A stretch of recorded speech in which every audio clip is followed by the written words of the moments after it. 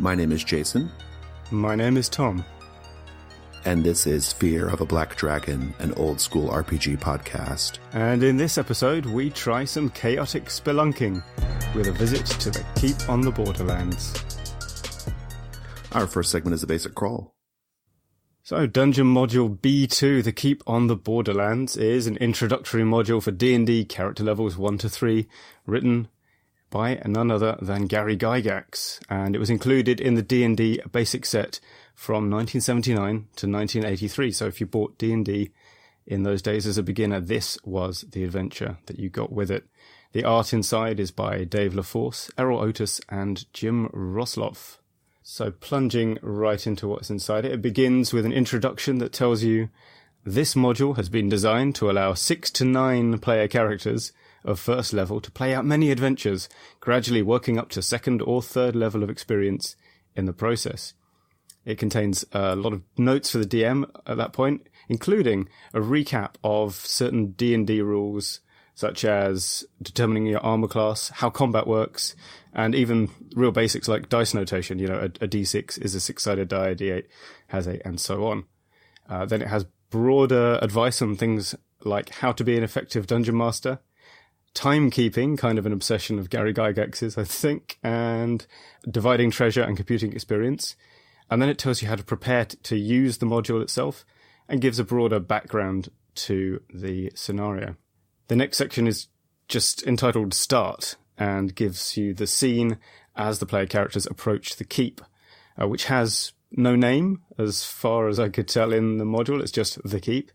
And this section includes a rumor table and 27 keyed locations inside the keep with short NPC write-ups. And those NPCs, like the place they live, have no names. The next major section is Adventures Outside the Keep. This is 1.5 pages of wilderness adventure, and it has 4 main points of interest. That's the Mound of the Lizard Men, the Spider Lair, a Raider Camp, and the Mad Hermit. But then there's kind of the main attraction, right, Jason? Yes, the Caves of Chaos, which look very familiar to something that came a little later that we've already covered on this program, the Warlock of Firetop Mountain. The Caves of Chaos are the main dungeon area of the module. There are 8 cave entrances arrayed at various heights on the mountainside. Some, but not all of these, connect to each other within the mountain, and the higher you go, the more perilous the perils.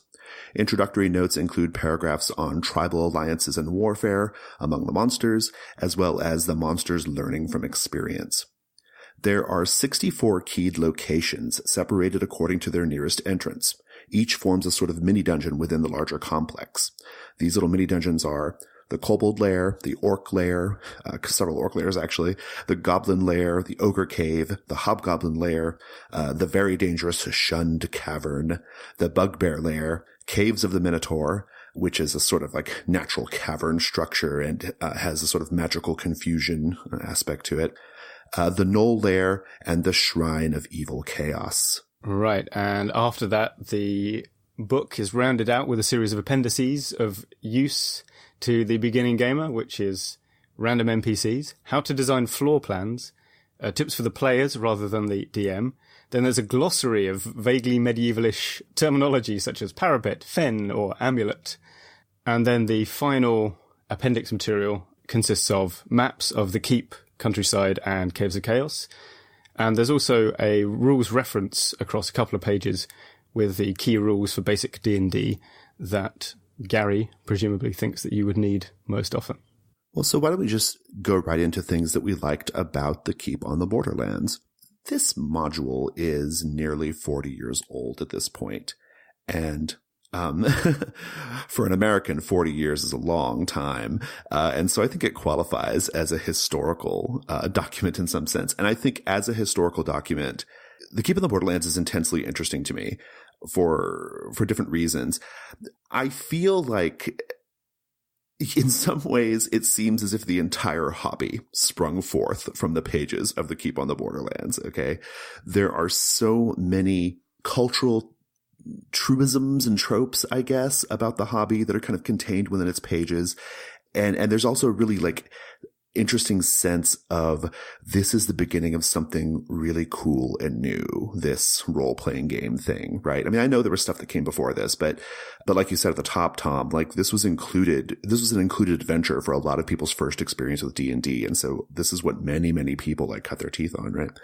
And so it's super interesting in that aspect, this idea of like, it's sort of like one of the genesis documents of the hobby. There are some negative aspects of that, right? There is a lot of the sort of dungeon master is God sort of thinking going on in the text, right? Like it puts so much on the dungeon master. It even says the dungeon master is the most important person at the table, right? Like these are really, really, frankly, antiquated notions of like role-playing games. And from my vantage point anyway, I know there's some folks who, still kind of stick to that, and that's great for them. Another sort of negative thing about this, the text has in my notes, I have it listed as a throbbing underlying concern that the players could ruin everything at any minute. That just permeates the whole thing. Like there's lots of like, your players could ruin this, your players might go over here, so do this, the players could just totally, like it's like it's holding the DM's hand and like, like instilling this like, almost adversarial position between the players and the DM, which I think is something that has, that carried through for many years in the hobby, right? There are some more positive aspects to this though, and this is what I actually quite like about it. The module does not intend to be just a one-off adventure, right? But the beginning of a whole campaign. It has a sandbox quality to it. In that sense, the module is very much like teaching the DM how to create their own caves of chaos and other things that they can kind of populate the land with, right? Like it doesn't just say, here's the adventure. It's parts of the adventure are so generic. Like the NPCs, for example, don't have names. It's parts of it are so generic that it's almost like inviting the DM to create their own stuff, right? To bring their own campaign world into it, to bring their own sort of creative flair. The Caves of Chaos are just one little blip on the map of the lands that surround the keep, right? And the keep, of course, is the sort of home base for the player characters. So I thought it was really interesting. I was imagining myself being a young person at this time when it first came out. I had to imagine like the sheer possibility of it all must have been very exciting. I think that's something that we probably take for granted nowadays, right? This idea of I have this tool that I can use to create worlds, right? And this module's loaded with lots of great advice for approaching the game that way. Yeah, I was surprised and pleased by the amount of, the hand-holding that it has for the beginning DM. And as you point out, some of it is not perhaps aimed in the perfect direction all the time, but the very fact of kind of calling out key rules to remember rather than just saying, hey, you remember the rule book? Go read that. That's fine. They didn't do that. They made sure to reiterate what you were going to need, like first off, and make sure that you were up to speed on that before worrying about anything else. And the thing I have down as on my list of things I like is that it's a robust and pretty foolproof setup, what they've got. So the Keep on the Borderlands, it's been remarked often that the genre of D&D is the Western more than it is, anything else. It's not, you play D&D, you're not playing Ivanhoe or even Robin Hood. You're kind of playing these wandering weapon slingers. And the genre that Keep on the Borderlands exists in is kind of the cavalry Western, right? So like John Ford's films, Fort Apache, Rio Grande, and anything with John Wayne in black and white pretty much, right? And, but then the PCs are not the main characters in those films. You've got this place where there's a military outpost and an untamed wilderness that people might be living in already. And that's what they're going adventuring in. So your PCs are kind of in a slightly different genre of film, which I might come back to in the companion adventures. And the way that this is foolproof is that you've got the home base and then the broad kind of hex crawlable countryside outside it. And then you've got the Caves of Chaos, a dungeon destination to go to. And this is such a good setup because you can just mess it up, right? Like, let's say that your expedition to the Caves of Chaos, everything that Gary Gygax feared would happen does happen. It completely goes off the rails. You set fire to it and it's ruined. You can never visit there again. Well, that's fine because in a different direction, you can have a different adventure. just waiting for them to go to. Yeah, I'm glad you bring up the robustness of the module. I ran this a few years ago when I was on a sort of like retro D&D kick, right? And there were aspects of it then that I found incredibly oppressive. I was, like the level of detail for some, like in the keep locations, like, the precise number of copper pieces and gold pieces and their exact location in the blacksmith's, hut. I mean, that kind of thing I just found so like needless. I just discarded all of it. But, a few years have passed and I'm looking at it now and it occurred to me, so let me back up. At this precise moment, at the day of this recording, I'm in the middle of a World of Dungeons campaign where we are doing the very first adventure in Dungeon Magazine back in 1986, I think. Wow. And we are presently in a keep on a borderland, right? And one of the things that occurred to me as I was pulling it together was, I don't really know what's in a keep. I don't know all the sorts of things one can expect to find in a keep. This particular dungeon module didn't go into those details because it's not something that the adventure emphasizes. It's not like a major part of the quest. My players have chosen to make it a major part of the quest. And so when I started preparing for this recording, I was like, oh, this is actually really helpful. Like this level of detail that Gary Gygax puts into like all the different types of NPCs you could have, all the sorts of things you expect to find, what the different parts of the keep are called. I wouldn't say it's like an exhaustive, necessarily extremely well researched, his document as far as like what a medieval keep might have been like, but it's remarkably helpful. I mean, there's just a lot of like good information in there. And the map of the keep is pretty straightforward. It's not too specific. And because all the NPCs in the keep are generic, they don't have names, you can basically take this and just like use it for every castle or keep that your party runs into in every game, right? Yeah. Pretty much. Although that is, in a way, one of the weaknesses is that it's not a compelling setup, right? You've got to bring your own plans. Yeah. You can't just kind of drop people at the keep and go, hey, have fun. With the exception of a couple of the implied subplots that, again, maybe we'll talk about a bit more. But you can see that this works, and the proof of it is the incredible popularity of Rockstar Games video games. Because if you look at, it's really apparent in Red Dead Redemption, their Wild West game, because obviously that's a more rural, literal Borderlands area that it's set in. But if you look at Grand Theft Auto, your safe houses are the keep. That's the safe place that you go back to and maybe you customize your wardrobe a bit.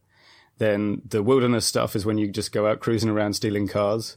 And the dungeons are the missions that you go on with the different quest givers scattered around the map. And if you're struggling to get a handle on how you're going to use this going forwards from the initial adventure, just, I guess, think about that stuff. Yeah, in many ways, it wasn't just the role-playing game hobby that in some sense sprung forth from these pages, right? I mean, when I was reading through it, I was like, oh, this just reminds me of a video game. And I was like, oh, that's because video games this is probably one of their source documents, right? I mean, so exactly. So it's an interesting insight for sure. Before we move on to things we had questions about, Tom, I want to just bring up one more aspect of the Keep on the Borderlands as a historical document, as a piece of gaming history. That is, and you've already kind of mentioned it at the top, but at one point there is a single page front and back that has like the sort of basic rules of D&D. And I found this really interesting for a couple of reasons. The first is there is a note that says the page is perforated for easy removal. I love that because it's a reminder, again, taking things for granted. It's a reminder that this would have come out at a time when you didn't even have easy access to photocopiers, right? Like you couldn't just take your book and go get it easily photocopied. You would have to if this was it, tearing it out of the book was your only option, right? And so I kind of just love that. And then that same pullout is slim in terms of the amount of information it has on it, but it's pretty robust in terms of the rules it gives you access to. I was looking at it and I was like, well, this seems a little superfluous, right? Like this is, if you have the rules to the book at hand, why do you need this?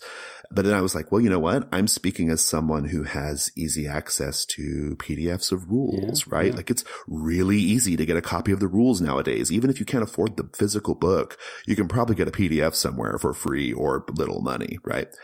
But if you think about like a kid in the early 80s, they may not have had access to the rules, right? They may not have had access to these things.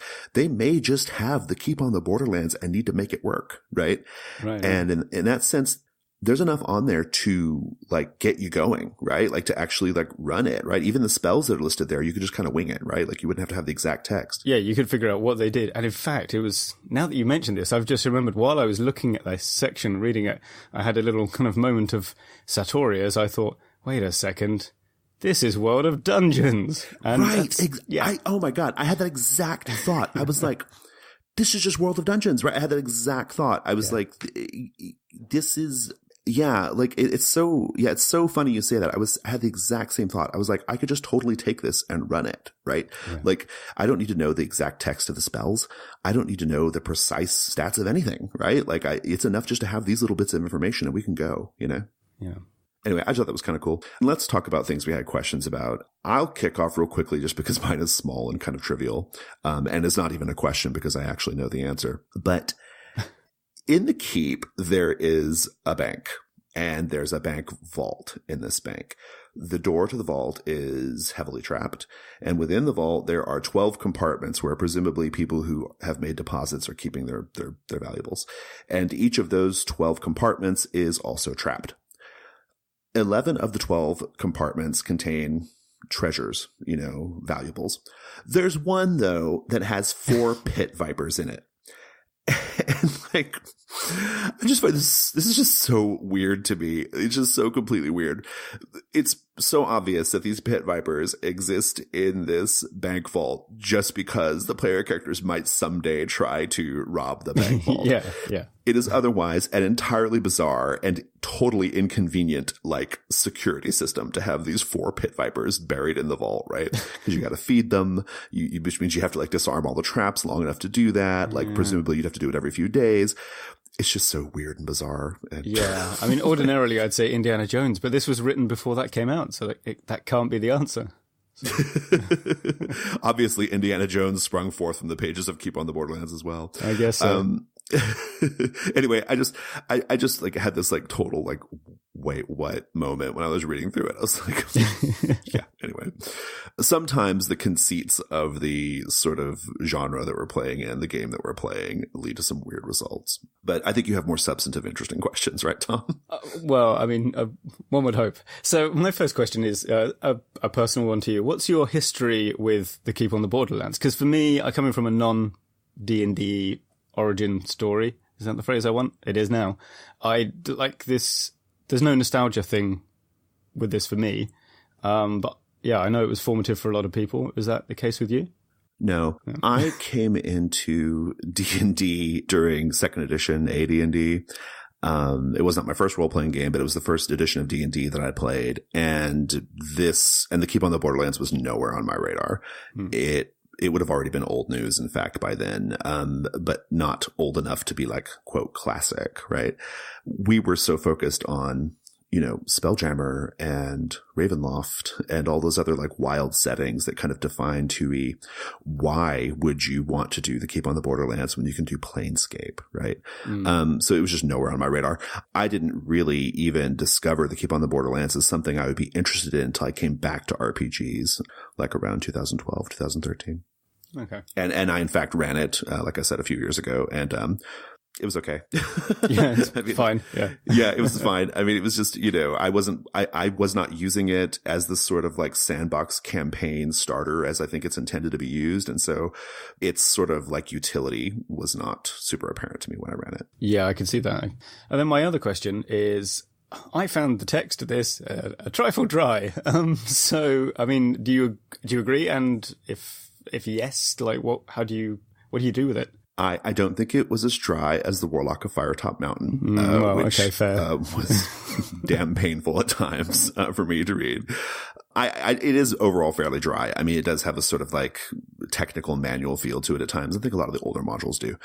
But I do think it's descriptive and evocative in the places it needs to be, right? Like when the player characters first arrive in certain big set pieces, like the evil chaos, temple or whatever. Like, I feel like in the moments when like you really want the descriptive stuff, it is there.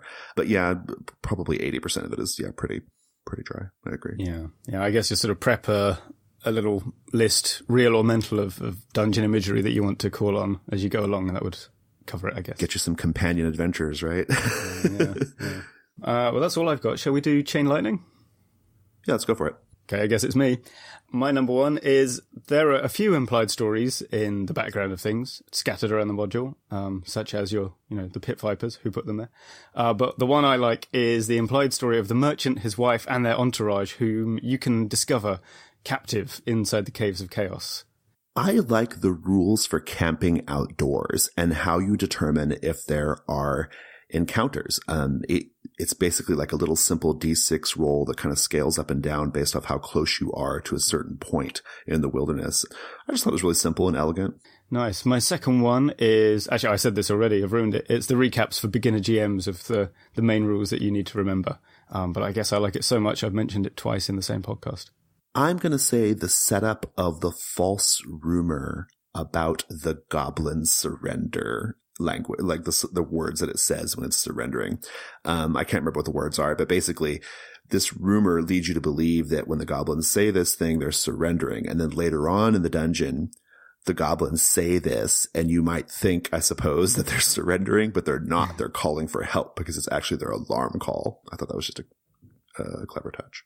I like the fact that the Chaos Cult from the caves is infiltrating the keep. They've already got a man on the inside and stuff like that. So even though it's presented as a pretty static dungeon adventure module, there is a plot with events already in motion. And finally, several of the creatures' lairs in the Caves of Chaos have signs outside their lairs written in different languages. And these signs welcome people to come in, relax, have dinner with me, enjoy yourself. And in fact, it's just a lure so that the monsters inside can eat you, right? Like there's one bugbear who has written in various smaller humanoid languages, like, what a great place this is, come in. And then he's, presumably going to eat them when they come in. I just love the idea of these monsters thinking they're very clever. Yeah. Doing this, right? Yeah. So, standing back, folding their arms and going, yep, that'll do it. This is a good plan.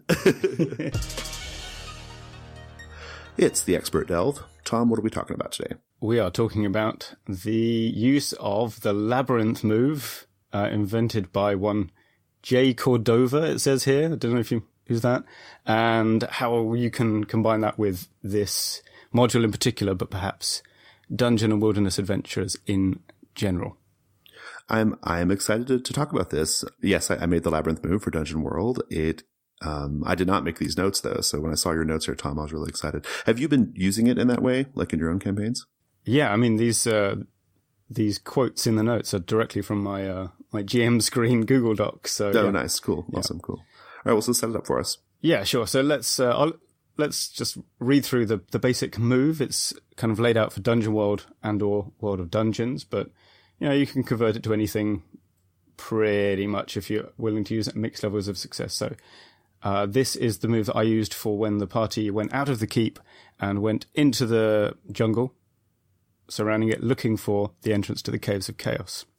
And it goes as follows.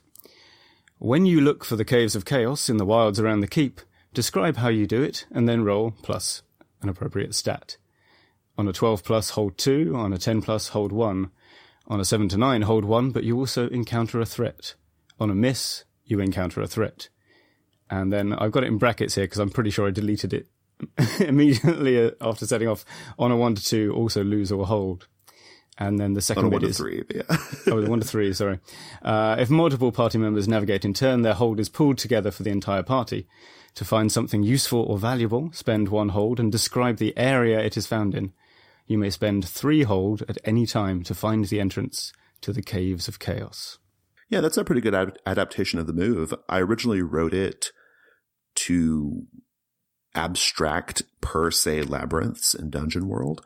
And when I say per se labyrinth, I mean like a space that is for practical reasons, unmappable, right? And that you would not want to talk about every left and right turn, right?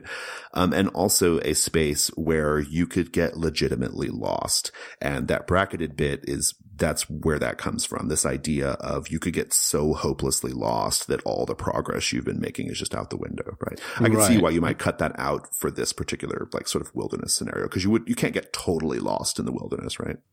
Well, we probably can, but I mean, yeah, it's sort of, I just realized that once we'd started off that for pacing purposes, if I reset everything to 0, somebody might book a flight to where I live and kill me. That's fair, yeah. You know. I can see that, yeah. Yeah. So, and it worked pretty seamlessly because, yeah, as you say, the original is for a literal labyrinth, and this was for a wilderness area where you're not really making particular turns, or you're finding landmarks rather than knowing where they are and stuff like that. So it worked really well in that respect. And the players commented afterwards that it really felt like a journey they were going on, and like the different things they met along the way. And so that basically worked pretty much as written originally. Although I found there was an interesting side effect when for some reason I decided to also use a reaction table roll when they rolled a threat, right? So they bumped into some lizard men, as you do, and that was a threat. And then I rolled in the reaction table and I got friendly. And I thought, well, hang on, why have I done this? How's that going to work? So, but then this blossomed into kind of a quarter of a session worth of something I never would have thought of by myself, which was that the lizard man invited them all back to his kind of swamp village where they were, and as they were following him along through the swamp, kind of chatting amongst themselves, I was thinking, lizards, what's threatening but friendly about lizards? Oh my God. Anyway, so they got there, and by the time that happened, I'd realized that the thing about lizards is they can kind of lose body parts and then grow them back. So, like, what if they were being invited to a feast, but it's like a kind of a potluck thing where you have to, you know, throw in a bit of your own body, and then everyone has the tasty meat soup. And so that's what it was, and they managed to get out of it by just, you know, a little light bloodletting, and good encounter. So yeah, try that occasionally, but don't do reaction tables all the time on threats because it's confusing. Play to find out what happens. That's what we're told, right? So yeah, that was cool. And then when they got to the caves, this became a sort of weird hybrid move. Just to briefly tell you what that adaptation was. It's very similar, right? So it's when you attempt to navigate the Caves of Chaos, describe how you do it, blah, blah, blah. Where it gets different is at the end. So you spend 1 hold at any time to go up a level within the caves. You start on level 1. Oh. You can spend 3 hold at any time when you're on level 3 only to find the entrance to the inner sanctum, the Chapel of Evil, whatever it's called. I've forgotten already. And so that was combined with actually doing room by room dungeoneering, which meant that the roll became like a pacing mechanism or a prompt to me for what kind of situation they would meet rather than what they found. So this is, I need to give an example now, right? So for example, there's an ogre cave where there's an ogre in there. He's got some treasure, but they spent hold to find a treasure there. So the ogre then was not hostile and a bit dim and didn't attempt to eat them, and rather was kind of easily tricked by them into giving up his treasure in exchange for some useless piece of junk they'd brought with them. That kind of thing. I like this so far. You know, one of the things that when I was reading the module, which of course encourages you to make your own caves of chaos, your own wilderness, you know, dangers and locations. One of the things that struck me is if I was 13 years old, I would love to do that. I would find that very enjoyable and a great use of my time, but I don't think it is nowadays. And so what I love about using the labyrinth move in this context, especially the way you've just described it, like moving up and down the levels, is it lets you create on the fly caves, right? Like all you really need is just encounter tables and the move, and you're kind of good to go, right? Yeah, exactly. So what I'd done was I took each kind of segment of the map, pulled out the things I found interesting about it into different blocks of, you know, threat levels. And so that became my encounter tables for when they were on a different level of the caves that I would just pull from without necessarily matching one monster to one room and so on. You know, one thing I do when I use the labyrinth move in a game is, this is not baked into the text of the move, but I think it's an important component of using the move in your games, is I ask the players, well, describe to me how you're getting better at navigating this space. I try to attach a little bit of fiction to the hold, right? This actually came up in a G+ conversation recently where somebody kind of summoned me into a thread and I kind of answered this question. You know, the hold means something. It's an abstraction, right? It means you're kind of getting in an abstract way. It means you're getting better at navigating the space. But I think it's important to tie that to a bit of fiction too, right? You don't want it to just turn into like a series of roles, right? Like ask the players like very leading or interesting questions about what the caves or whatever the location is, what it looks like, right? Have them describe things, have them, you know, tell you what they see and hear and things like that. But also on the hold, you can kind of attach that to a bit of like, well, just give me one little detail about how you're getting better at navigating this space. And maybe they say something like, oh, I notice that like whenever we're in a more northerly space, you know, the air is a little bit more moist or something like that, right? Okay. Yeah, that's interesting. And that's when they spend hold, right? Because an interesting side effect I hadn't planned for, because this wasn't a very systematic use of the move, was sometimes they don't spend hold. They go into a room, right? And they roll okay, but they just keep it for later because you have to save up to find the end boss, effectively, right? So that then became a menu of GM moves I could make later. So, for example, they go into a room, it should be a wormling lair, which is a Yinsuin thing. I think it's just goblins originally. But they don't spend any hold, and there's no threat, and there's no treasure. So what they find is a lair, evidence of this monster being around, but it's not there yet. So next time they roll a 6-, I've got a legitimate reason to have these things show up on their way back from wherever they were. And it's a good bit of foreshadowing for people like me who always forget to do foreshadowing if they're not reminded to do it. Okay, well, what else do we want to say about this here? I think that's pretty much it. Although the other thing I would say is that for PBTA moves, you often need to be offering counteractions to successes on a 7 to 9 or making GM moves on a 6-. And for that reason, you want to have Grim Portents and dungeon moves ready to go. Yes. So I made a list of them, which I used whenever. And also, again, for, you know, when you're stuck in that, oh God, it's a 7 to 9 on Defy Danger. I don't want to have them drop their sword again. So you just tick off a dungeon move and you're away. So that was a thing I did. And they were kind of escalating the plot, such as it is, of the dungeon. So the warring factions, they would hear some evidence of that. And then as it got higher and higher along the list of things that were happening in the dungeon, basically, finally, the ritual that the cultists were doing in the chapel would just happen. And the demon godling they were trying to summon, Vorb the Wise, would actually materialize on the earthly plane. Yeah. You've got them listed here in the notes, and I think we'll probably share that on the website because it's a pretty good little set of Grim Portents.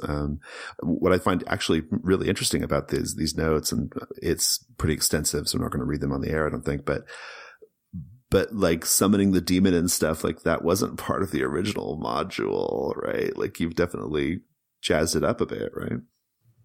Kind of, but I mean, yeah, so that was tying into something that was already happening in my campaign. I think I can't remember how they found out about Vorb the Wise. It may have been here. But the implication of all these cultists being around is they're planning to do something. They're doing something, yeah. So I thought, well, what would they be doing? And there's a sculptor that you can meet, I think, or something like that, is one of the prisoners.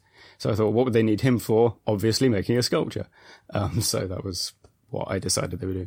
Yeah, no, I think that's great. Well, it kind of ties back to what we said earlier about, like, you know, the module is sturdy and robust, but it's not super compelling, right? There just aren't a lot of plot hooks. So I think it's kind of cool that you're able to take a lot of the sort of implied story of what's happening in each of the spaces and kind of create something more proactively interesting. Awesome. Well, that sounds really cool. Shall we move on to companion adventures? Yeah, let's do that. It's the companion adventures.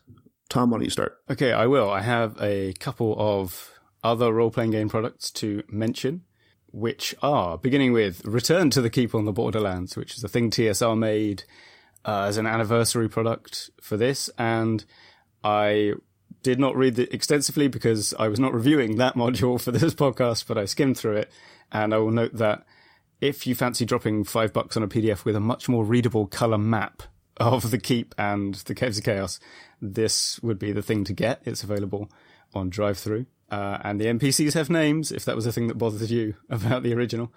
There's also Dyson Logos, whose maps you can find at rpgcharacters.wordpress.com, has done a whole bunch of redrawings of these in his trademark black and white hatched style, which I used when I was running it online as the kind of cut-up Google Drawings map that the players explored, and that's very good. Although you have to...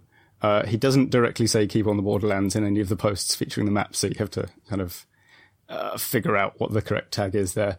And the other role-playing thing I do want to mention is, which I mentioned before for, I've forgotten which module, is The Nightmares Underneath by Johnston Metzger, which at the time of recording is in a bundle of holding. So if we get this together pretty quickly, it might still be by the time you hear it.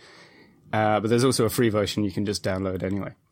And the reason I mention this is because we've talked about the idea of the Caves of Chaos being an ongoing location that you return to, and the monsters learn from experience and things change.